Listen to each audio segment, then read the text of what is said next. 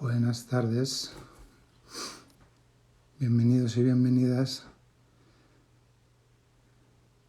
a esta charla con Eddie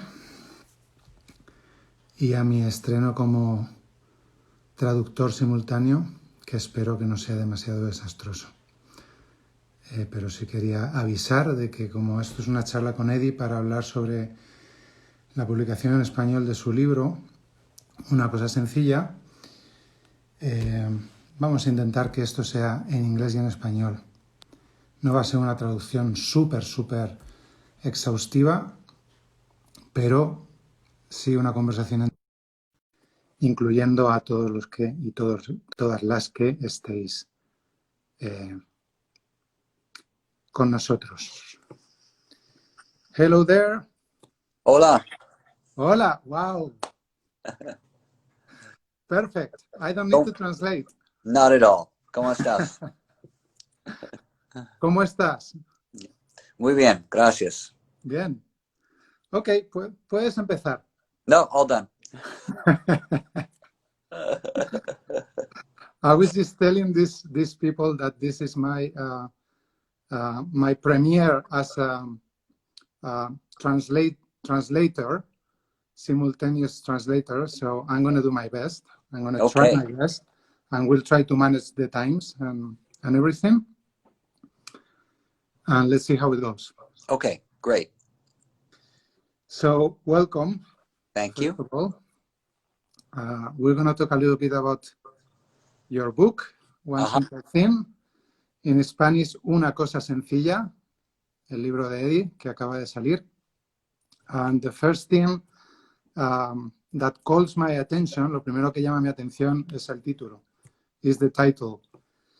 Because yoga can be perceived very often as something very complicated, and sometimes Ashtanga yoga also is perceived as something very complicated. And you've written a book that is about yoga and also about science and the science of yoga, but you decided to call it One Simple Thing. So why did you choose this title? ¿Por qué ha elegido este título, Una cosa sencilla, cuando habla de algo que a veces se percibe como muy complicado, como el yoga y la ciencia del yoga, que de todo esto habla en el libro? Well, thanks for asking, first of all, and thank you for having me on. I called it One Simple Thing because, at its most basic, yoga is quite simple. It is a process of breathing and moving and focusing your awareness. And you do that through different types of movements and some different types of breathing. But, it seems to me from what I've observed over the years is the type of yoga doesn't matter really all that much. And how good or not good you are at doing the postures doesn't really matter all that much. But that yoga seems to work regardless. If you have a small body or a big body, if you're short or if you're tall, if you have a lot of patience or you don't have any patience, if you have some illness or you don't have any illness, that you do a little bit of yoga, and it seems to make you feel better. And okay. If there's some, you want to go ahead and translate now? Yeah. Go ahead.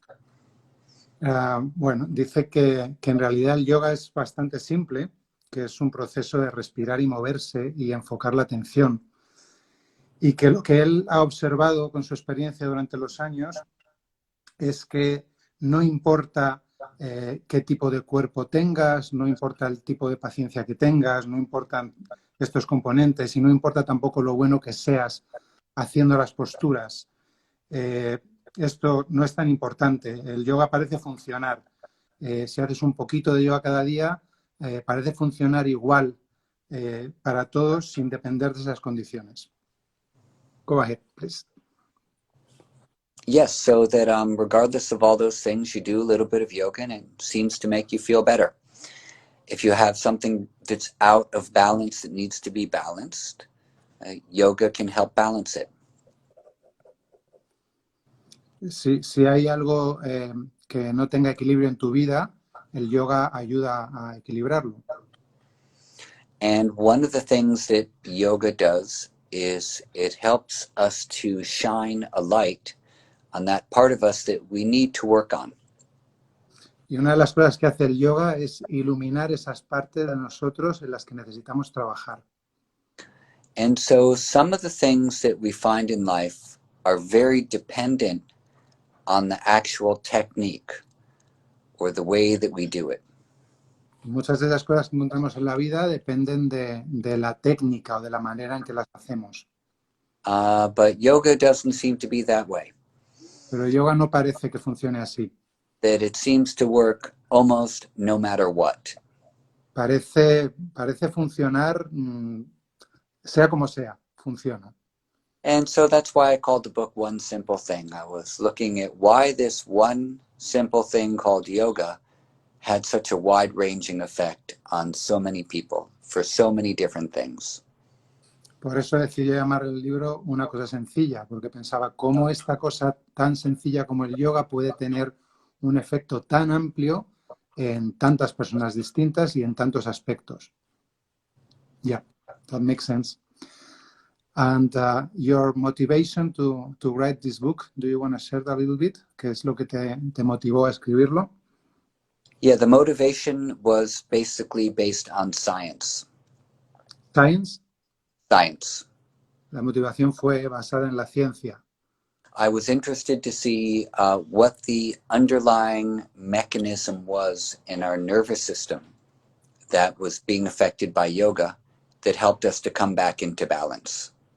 Me interesaba ver cuál era el efecto del yoga en el sistema nervioso que nos ayuda a volver al equilibrio. And this largely was an investigation about homeostasis. Fue una investigación sobre, sorry, can you say again? Homeostasis. Homeostasis. Yeah. I'm not really sure about the translation for that word. Homeostasis is our body's ability to restore balance. Yeah. Okay. So la capacidad de nuestro cuerpo para restaurar el equilibrio. And that when we support homeostasis, we come back into balance more readily. And when we don't support this function, then it's harder for us to come back into balance. Entonces, cuando apoyamos la homeostasis, esto nos ayuda a ir al equilibrio, y cuando no la apoyamos, no nos ayuda. Mm-hmm. And then as well, there was a lot of investigation about the vagus nerve. And the vagal complex helps to control inflammation in the body and therefore inflammation in the mind. Y también ha hecho una investigación sobre el nervio vago y sobre su efecto en provocar inflamación en el cuerpo y también en la mente. And a lot of the diseases that we have prevalent in society today are linked to high levels of inflammation. So, muchos de los problemas que tenemos en la sociedad de salud ahora mismo están relacionados con problemas de inflamación. And so yoga helps to tone the vagal nerve, the vagal nerves, and therefore control different levels of inflammation in the body. Entonces, yoga ayuda, ¿no?, a mantener tonificado el nervio vago y de ahí gestionar la inflamación en el cuerpo. And the things that help do this are really simple. Breathing, vocalization like chanting, postures, and behavior. Y las cosas que ayudan a esto son muy sencillas: respiración, vocalización, como cantar mantras, comportamiento, you said breathing, vocalization, behavior, and, sorry? Posture. Posture, posturas. Of course, yeah. And so you do those things, and basically any combination and they will directly impact the function of the vagal complex. Entonces haces estas cuatro posibilidades combinándolas y tienen un efecto en el sistema del nervio vago. So this was some of the things that I was looking at. Y estas son algunas de las cosas que estaba investigando. By the way, I have to show the book because I really like the cover of the book. Thank you. It's beautiful and simple. Me gusta mucho la portada, ¿no? Porque es muy bonita y es muy sencilla. It's a photograph taken by Julia Napier, who lives in Buenos Aires, and she was responsible for translating the book and also for the cover photograph and for making all of this come to light. So I see Julia is here right now. So Julia, thank you for all of your enthusiasm and efforts. But this whole thing came about because of Julia. So, dice que la portada del libro y la traducción del libro es de Julia Napier, que está viéndonos, que bueno, que este libro ha surgido de su entusiasmo, ¿no? Y además es muy simpática, porque yo también la conozco. I'm saying she's really nice also because I've been talking to her. Oh, she's a super nice person. Super nice person. Yeah. She's a student of Richard Freeman and Mary Taylor, and she did the translations of their books as well. She also did the translation of Yogamala, and she's done a lot of amazing contributions to the field of yoga in Spanish being published. Julia es alumna de Richard Freeman y su mujer, Mary Taylor, y ha traducido también sus libros, ha traducido también el Yogamala y ha hecho una contribución muy importante a expandir el yoga en español. Thank you very much, Julia. Okay, Julia is clarifying the picture is really from Lou Heinberg. Okay, maybe the little table was her table. Okay. Anyway, do you want to talk a little bit about the structure of the book? Sure. Yeah, vamos a hablar de la estructura del libro. The first half of the book, or the first 2/3 of the book, is basically background in yoga philosophy. And then the last third of the book, which is the longest chapter, is about the different views of the nervous system from Eastern and Western views. And when we say Eastern and Western, that's not really so accurate. We should really say from the Hindu and yogic perspective and from the Western scientific models. So, vale, los dos primeros tercios del libro se centran más en la filosofía del yoga. El último tercio, que es el capítulo más largo, habla más de todos estos aspectos que hemos estado hablando, del aspecto más científico, del efecto y de los puntos de vista de estos temas desde Occidente y Oriente, pero más concretamente, para nombrarlo de forma más correcta, sería desde el punto de vista del yoga y del hinduismo y desde el punto de vista occidental. Okay.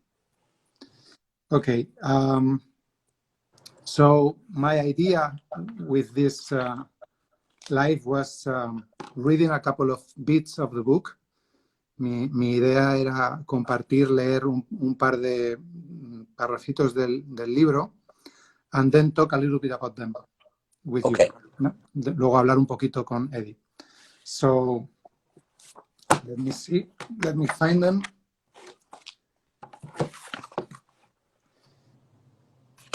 So, let's go for the first one. Vamos con el primero. It's a really beautiful. I just chose them. I will explain why I chose them after. But the first reason is for this one is just that it's really beautiful for me.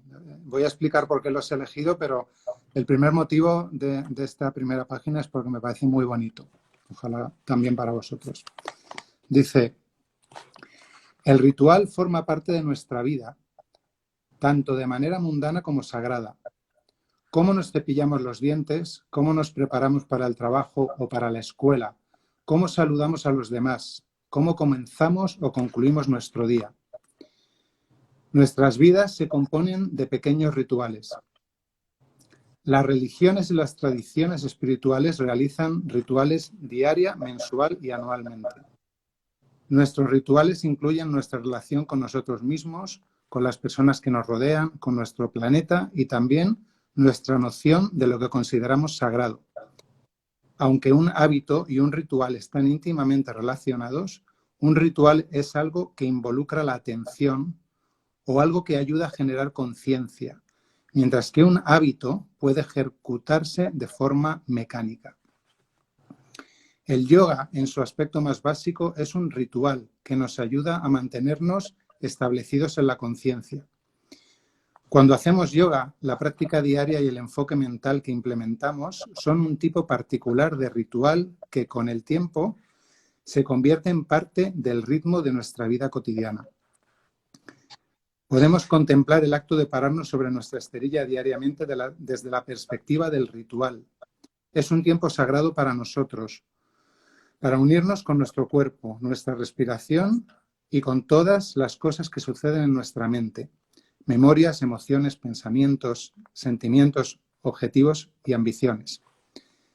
Es un momento para alcanzar nuestra autopercepción y para intentar aquietar nuestro mundo íntimo. El ritual establece la atmósfera y el escenario para la comunión interior. La práctica es una técnica que nos permite encauzar nuestra atención hacia adentro. Esto puede realizarse con la postura, la respiración, un mantra, un ritual religioso o simplemente con nuestro propio discernimiento.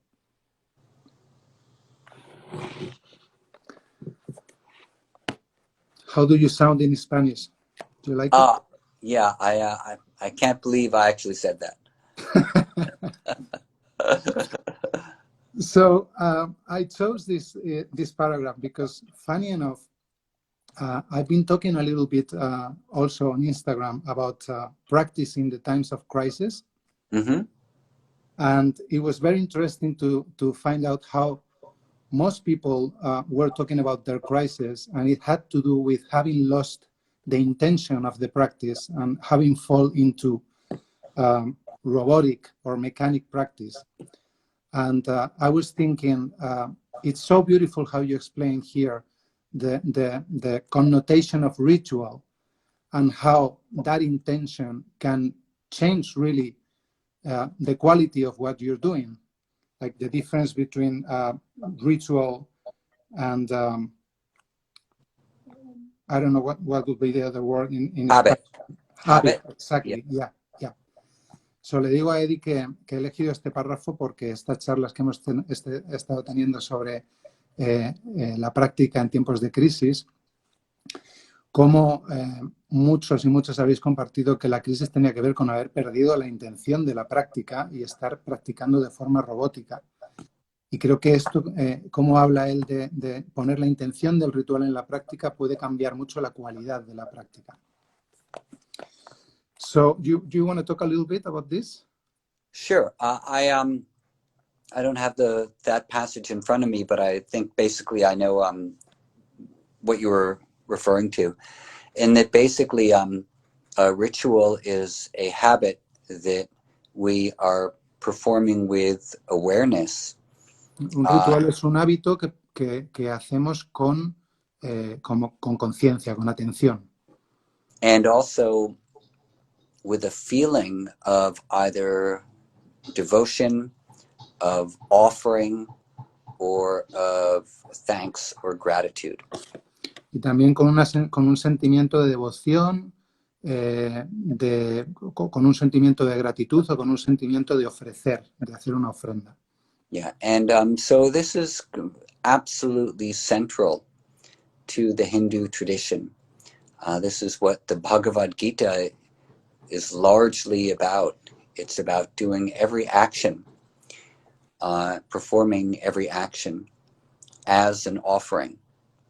And this is what karma yoga is that you do the thing that you're going to do fully without an expectation of any particular outcome. dice que esto es algo central en la tradición hindú, ¿no? Hacer cada acción como una ofrenda. Que el Bhagavad Gita habla básicamente de esto y que esto es también el Karma Yoga. Haz lo que te toca hacer sin esperar nada a cambio. And even in the Gita, when pranayama is discussed, the inhalation is described as being offered into the exhalation, and the exhalation is offered into the inhalation. Incluso en el Bhagavad Gita, cuando se habla del pranayama, se describe como la inhalación siendo una ofrenda a la exhalación y la exhalación siendo una ofrenda a la inhalación. Yeah, so every breath is an offering. Cada respiración es una ofrenda. Yeah, that's beautiful. Yeah. So that means you take something that you do normally anyway, and you recognize or feel the sacred aspect of it. Entonces sería hacer algo que haces normalmente, pero reconociendo el aspecto sagrado que puede haber ahí. This could be brushing your teeth, taking a shower in the morning, making your tea or coffee, making tea or coffee for your husband or wife or boyfriend or girlfriend or son or daughter. All of these things that we do every day and that we don't always pay attention to. We apply a little bit of attention and a little bit of a mental attitude of love and of service, then every action becomes one of loving service. So, cualquier acción que hacemos cada día sin poner atención, sea lavarnos los dientes, sea hacernos el café, sea hacérselo a otra persona, cualquier acción que hacemos normalmente de forma automática, poder poner atención y una atención amorosa y una intención amorosa y de servicio y se convierte en una acción con esta connotación.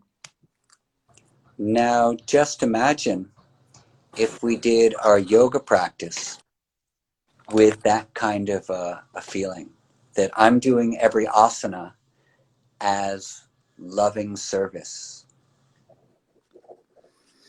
Imaginad cómo sería poder hacer nuestra práctica de asana con este aspecto, hacer cada postura como un servicio amoroso. You know, I'm doing this asana as a loving service to my physical body, which is the home that I live in. Hago esta postura como un servicio. I'm getting emotional, Eddie. It's so beautiful. Hago esta postura como un servicio amoroso a mi cuerpo, que es mi morada. Yeah. Yeah, how we would do everything with our practices with great care and with devotion. We would still work, we would still make effort, but we would do that effort with this whole other kind of a mindset. Si pudiésemos hacer ese esfuerzo, people are in tears.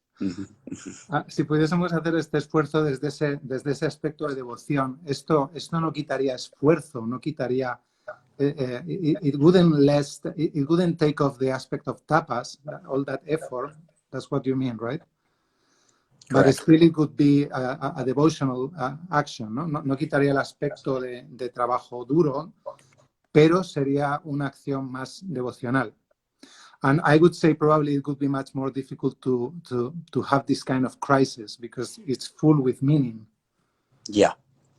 ¿No? Sería más difícil entrar en crisis porque no es algo vacío, está lleno de significado.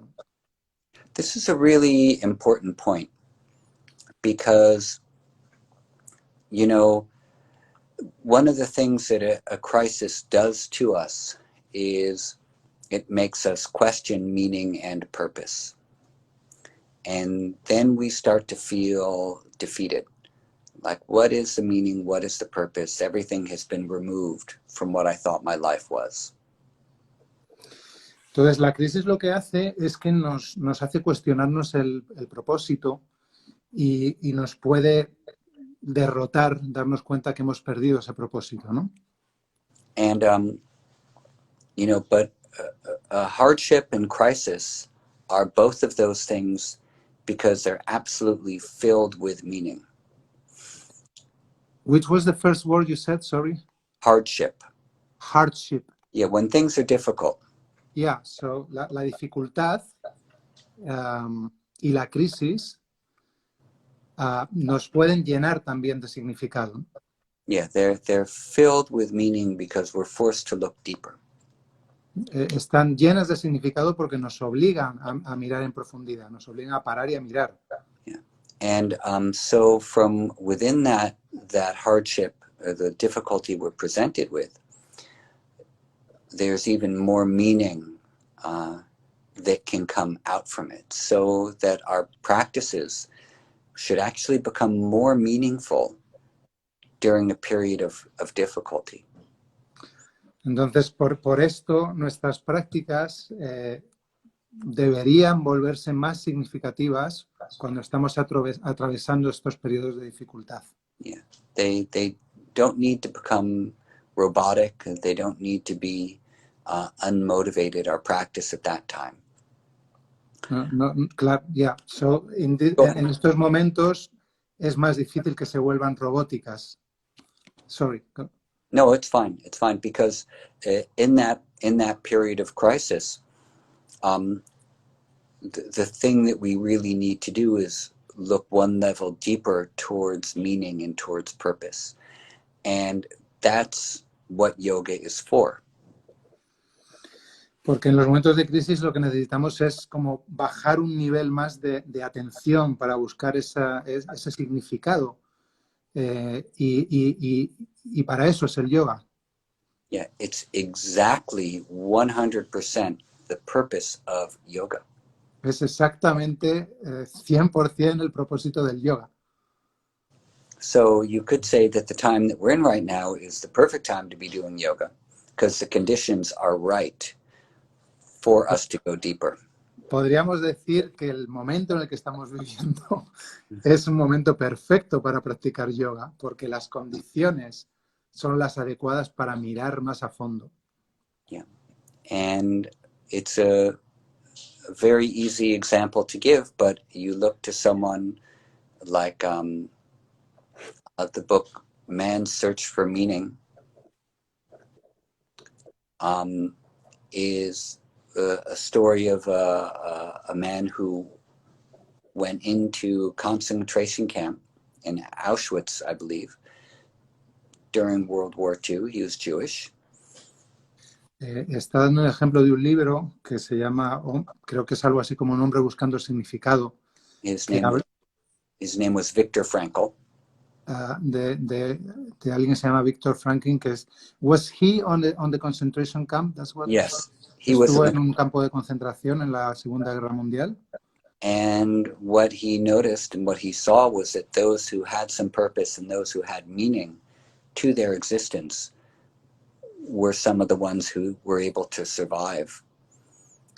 De lo que se dio cuenta es que aquellos que tenían una vida significativa, que tenían un propósito claro en la vida, tendían a ser los que sobrevivían, los que pudieron atravesar eso.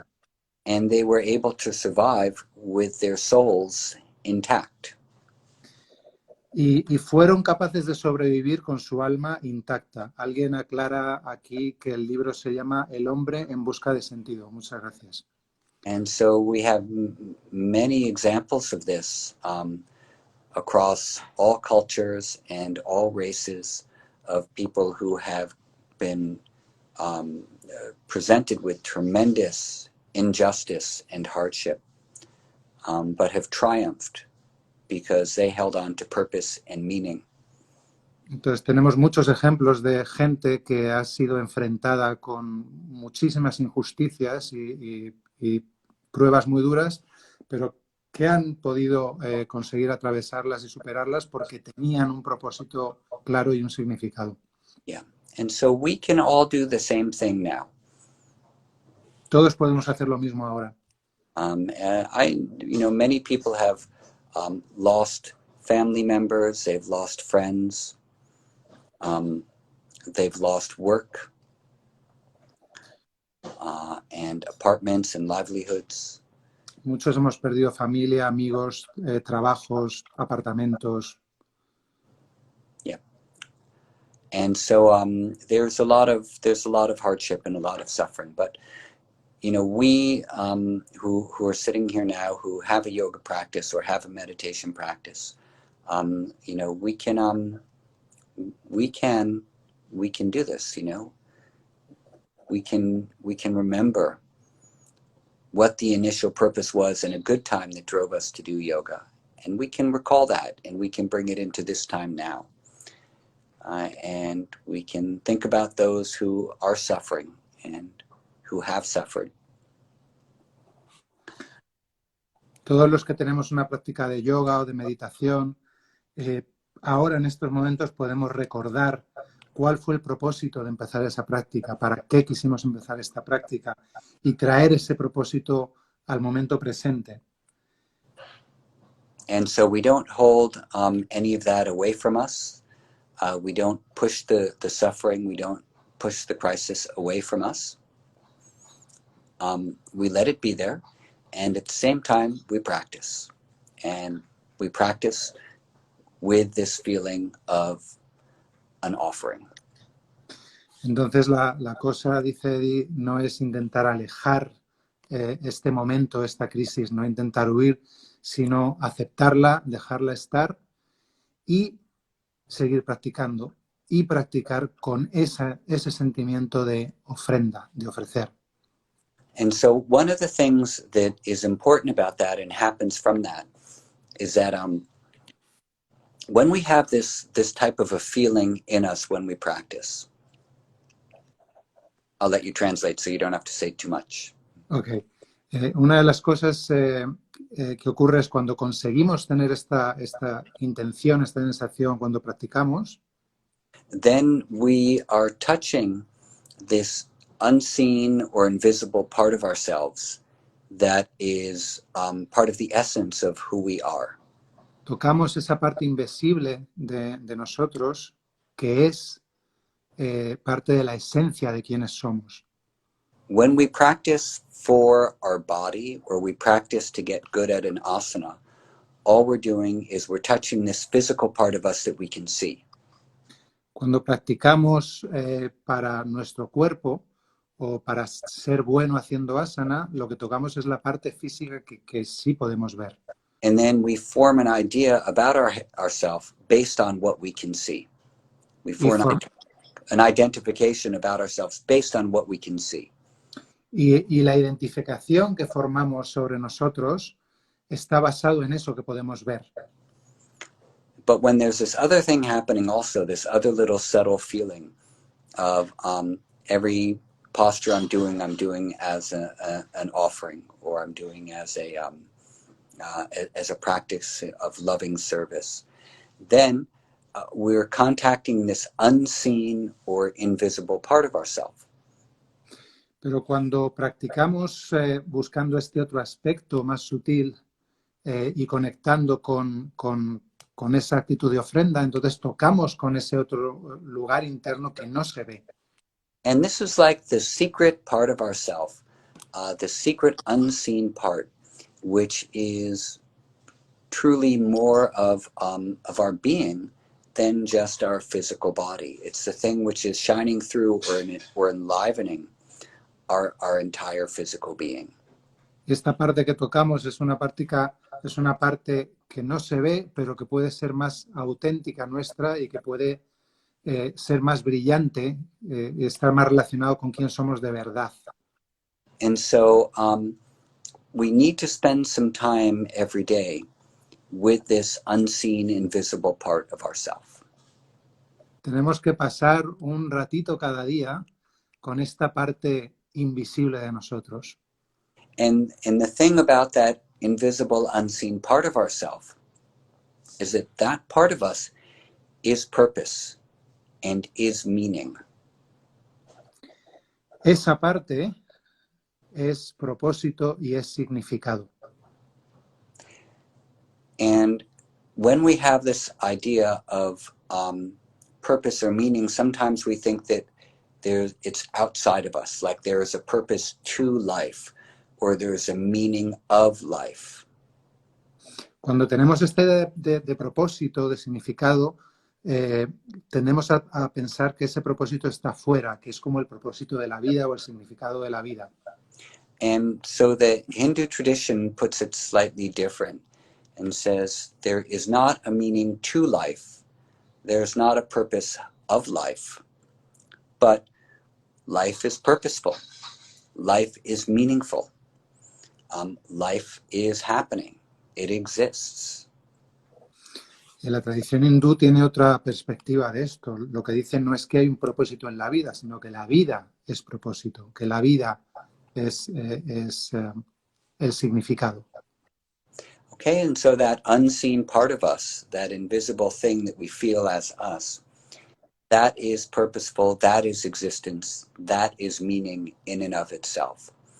And so when we contact that and we spend a little time with it every day, then everything we do is meaningful because we exist. And every person around us is meaningful because they exist.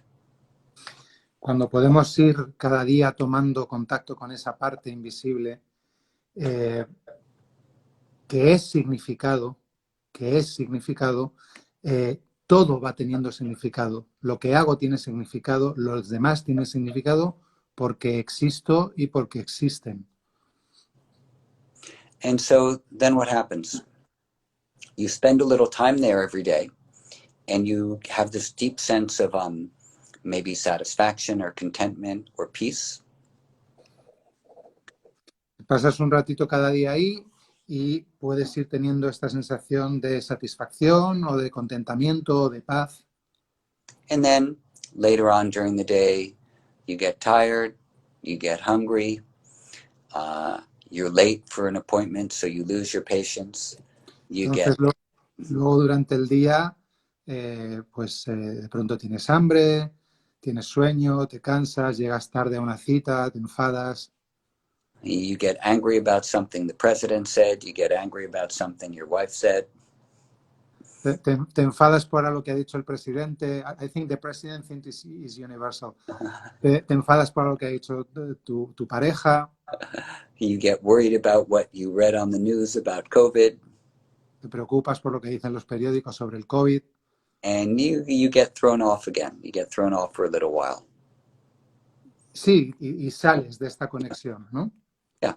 And then you start again. Y entonces vuelves a empezar.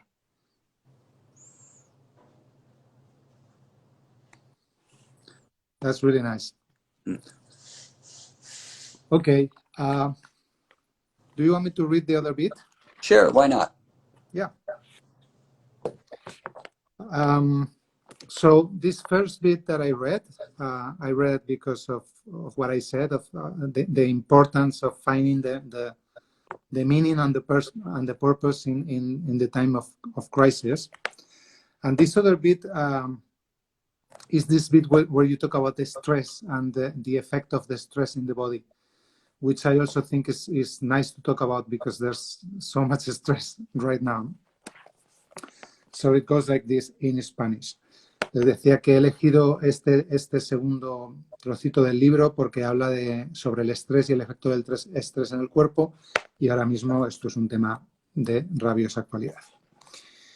Cuando nuestro cuerpo se estresa, genera cortisol y adrenalina, neurotransmisores y hormonas que combaten la inflamación y nos dan energía, y que son liberados cuando hacemos actividades tan sencillas como levantarnos de la silla para caminar por la habitación.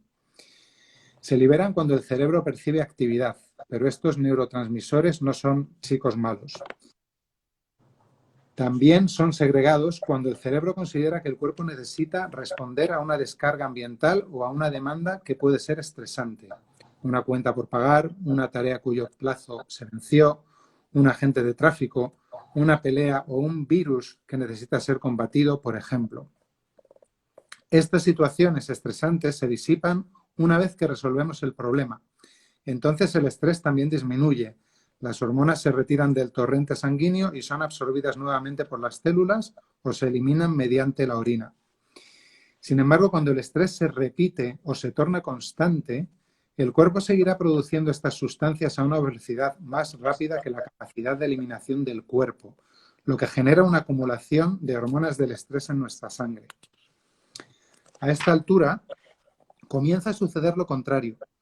El cortisol, que combate las infecciones, se acumula en nuestro torrente sanguíneo y se vuelve tóxico. Entonces la inflamación comienza a aumentar.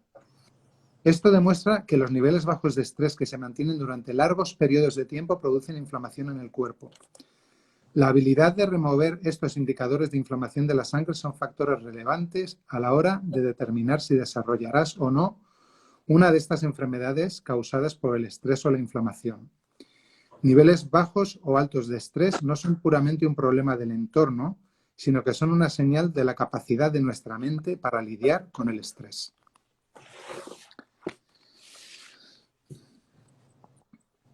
So I'm just thinking there's so much stress right now, and it seems like it's not going anywhere. It's being kept on time. And I've noticed as a teacher with the students, no, the longest the situation is been going, the more people have different pains, anxiety, problems to sleep.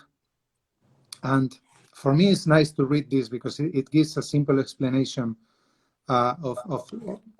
sometimes it helps to understand really what's going on also in the body. And sometimes people can fall into frustration and go like, you know, I've been practicing for so long and I'm still feeling stressed and my body is reacting and all that. And I feel like some students are also frustrated about this. So I thought it would be nice to talk a little bit about this aspect. Estoy diciéndole a Eddie que con esta crisis que se está alargando y que va creando situaciones de estrés que se siguen alargando, veo que cada vez hay más alumnos y más gente que van apareciendo más dolores, agotamiento, ansiedad, problemas para dormir, que a veces como practicantes de yoga incluso nos sentimos mal o exigentes o con todo el tiempo que llevo practicando, ¿cómo puedo estar así? Que creo que es liberador leer explicaciones tan claras sobre los procesos físicos y darnos cuenta que no todo está en nuestra mano. Y bueno, le animo a hablar un poquito sobre el tema. So, go ahead when you want, Eddie.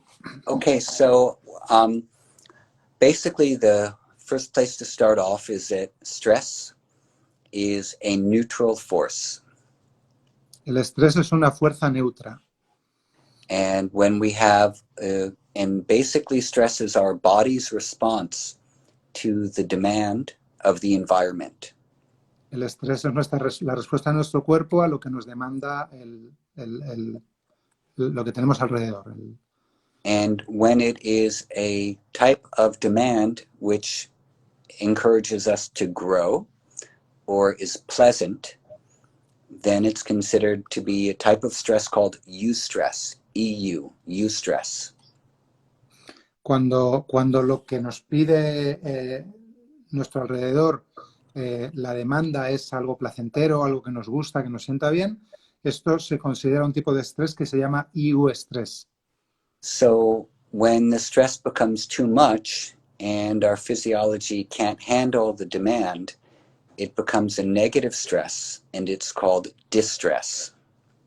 Cuando el estrés se alarga y se convierte demasiado, se convierte en un estrés negativo y se llama distress.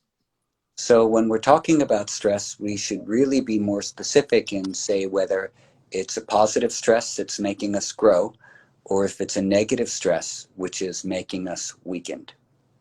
Antes he dicho eustress, pero me aclaran por aquí que es eustress. Lo siento, esto de traducir no sé si es lo mío. Eddie aclara que cuando hablamos de estrés es bueno diferenciar entre el estrés positivo, que te hace crecer, y el estrés negativo, que afecta negativamente a la salud. And they go back and forth. Sometimes a positive stress can turn into a negative one, or a negative one can turn into a positive one. ¿vale? El estrés negativo a veces se puede convertir en estrés positivo y viceversa. And a lot of it has to do with our perception of the demand which is coming towards us. Y mucho de eso tiene que ver con la percepción que nosotros tenemos de lo que nuestra vida o lo que hay alrededor nos está pidiendo. If I perceive this situation as being negative, then that's how I'm going to respond. And not only me, but my body will respond to it as though it's a negative thing as well. Claro, entonces según la percepción de lo que me está pidiendo la situación, si mi percepción es lo que me pide es negativo, voy a responder de forma negativa y mi cuerpo también. And if even I imagine that the situation is negative or dangerous or harmful, even if I just imagine it, but it's not really true, my body will still respond as though it is true. Incluso si imagino que la situación es negativa y la situación no es realmente negativa, pero yo lo imagino, la reacción de mi cuerpo también va a ser negativa. So our body really doesn't know the difference between real threat or real stress and imagined or perceived stress or threat. Entonces nuestro cuerpo no conoce realmente la diferencia entre un estrés real, una amenaza real y uno que no es real. Yeah, so our perception is going to determine how we respond. Nuestra percepción es la que va a determinar cómo respondemos. Yeah, and in fact, you know, our perception about aging and our perception about health also determines, to some degree, how long we live for and how well we age. Wow. Nuestra percepción sobre envejecer y sobre la salud también determina cuánto vamos a vivir y con qué calidad de salud vamos a vivir. So one thing that happens with distress, with the negative stress, Algo que ocurre con el estrés negativo, we are presented with a challenging or a crisis situation. estamos en una situación que nos reta o que es una situación de crisis And our nervous system responds by going into something called fight or flight. y nuestro sistema nervioso responde entrando en lo que se llama luchar o salir corriendo. And we release stress hormones, notably adrenaline and cortisol. Y liberamos hormonas del estrés, sobre todo cortisol y adrenalina. And then the body begins to respond in a way where we use anxiety and fear to protect ourselves. Y nuestro cuerpo reacciona de forma que usamos miedo y ansiedad como un mecanismo de protección. Okay, so the first thing that happens is the survival instinct to protect life. Lo primero que ocurre es el instinto de supervivencia para proteger la vida. And then comes, after that, after the instinct, comes the feeling or the emotion of fear.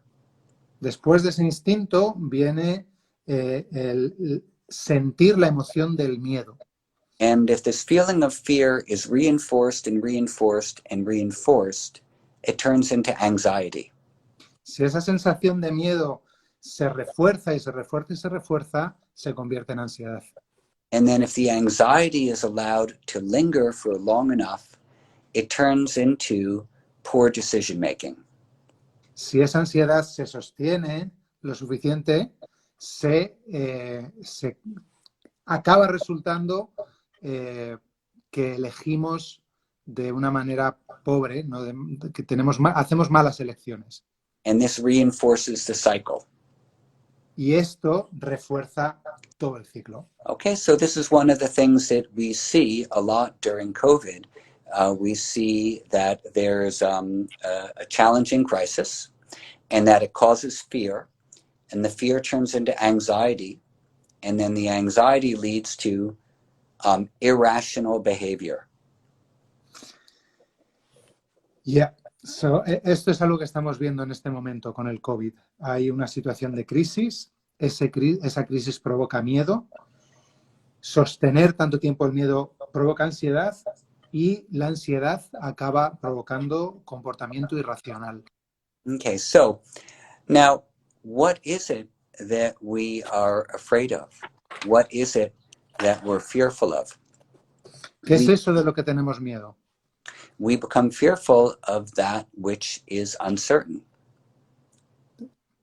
Nos da miedo esto, que la falta de certeza.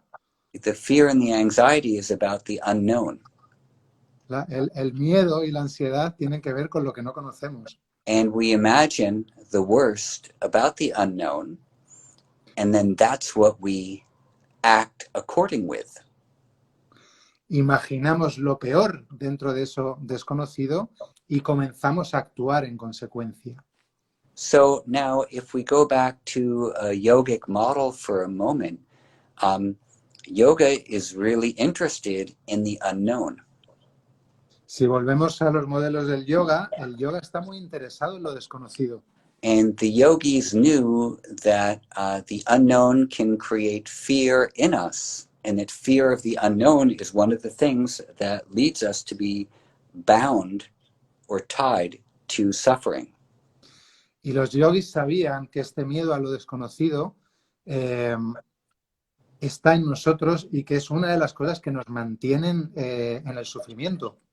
So they basically said, don't fear the unknown. You can embrace the unknown through a very particular practice. Y los yogis dicen, no tengas miedo a lo desconocido. Tú puedes abrazar lo desconocido siguiendo algunas prácticas. And that practice is faith. Y esa práctica es la fe. So to have faith is to be comfortable with the unknown. Tener fe significa estar cómodo en lo desconocido. And the practice of Ishvara Pranidhana La práctica de Isvara Pranidhana, is to de la have entrega a Dios, faith in the divine and in faith and comfort in the unknown. es tener fe en lo divino y poder estar cómodo en lo desconocido. So that's how the yogis dealt with all of this. And faith isn't just, it's not blind, but it's qualified by a word, shraddha, which means a conviction. La fe no es ciega, pero está cualificada por la palabra shraddha, que tiene que ver con el aspecto de la convicción. Yeah, and it's the conviction knowing that even if you don't know what's around the corner, that the values you're holding on to are going to help you if when you turn that corner, it's really difficult.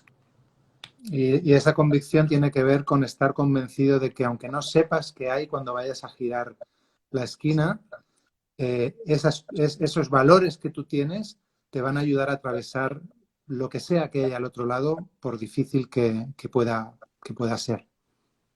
And so what is one of the things that goes along with Ishvara Pranidhana? What goes along with this faith and conviction? ¿Qué lleva, con qué tiene que ver esto de Isvara Pranidhana, con esta fe y convicción? This is number one, tapas, or effort, the ability and the willingness to face hardship. Es como la práctica de tapas número 1. La habilidad, can you say it again, Eddie? Sorry. Yeah, the ability and the willingness to face hardship, to face difficulty. La habilidad y la disposición para enfrentarse a la dificultad. Esto, dice Eddie, es el número 1 de tapas. With a calm mind. Con una mente calmada. And then along with that comes swadhyaya. Y de la mano viene swadhyaya. And this is our self-reflection and self-examination. Nuestro autorreflejo, nuestra autoexaminación.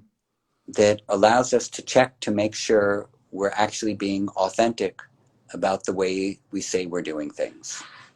Que nos ayuda a chequear si realmente estamos siendo auténticos en la manera en que estamos lidiando con las situaciones. And Swadhyaya is also more traditionally the repetition of mantras. Swadhyaya también en un significado más tradicional es la repetición de mantras. And the repetition of mantras are saying the names of the divine, saying the names of God.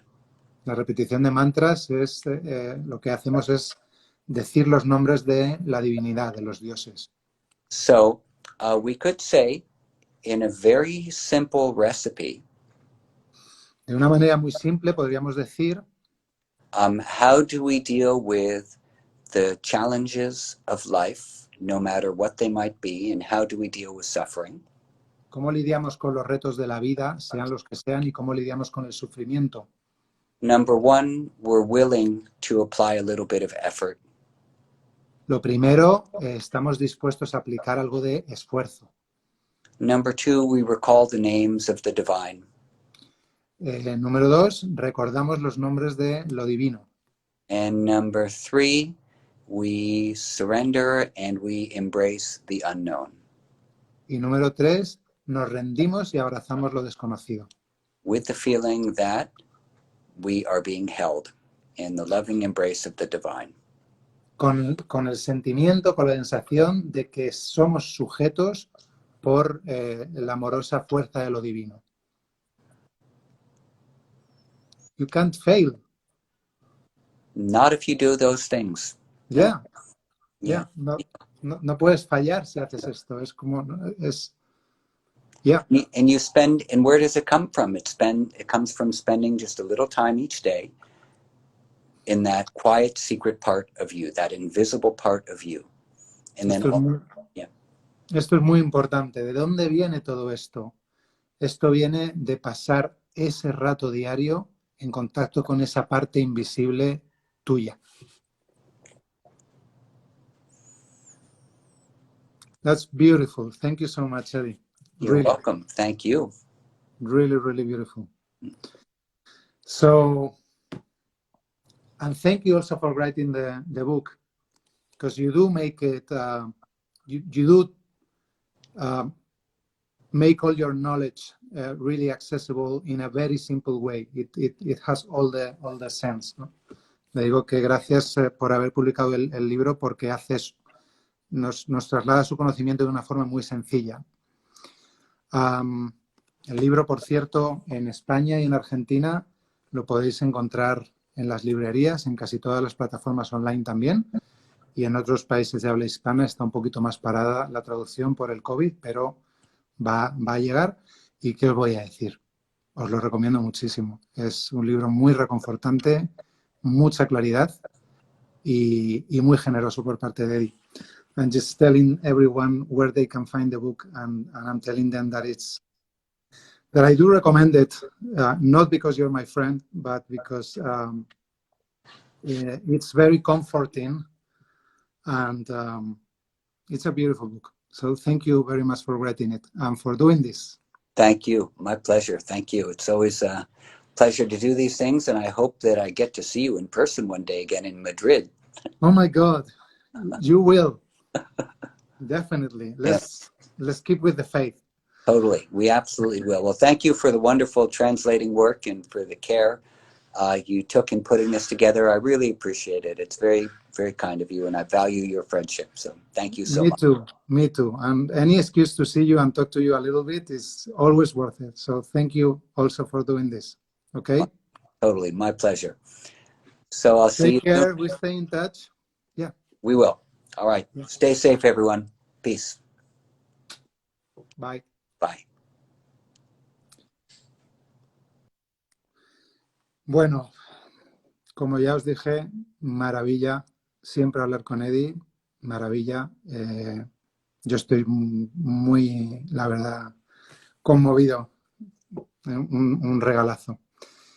Espero que la traducción más o menos haya servido. Sinceramente estaba un poquito nervioso porque no estoy acostumbrado a hacer esto.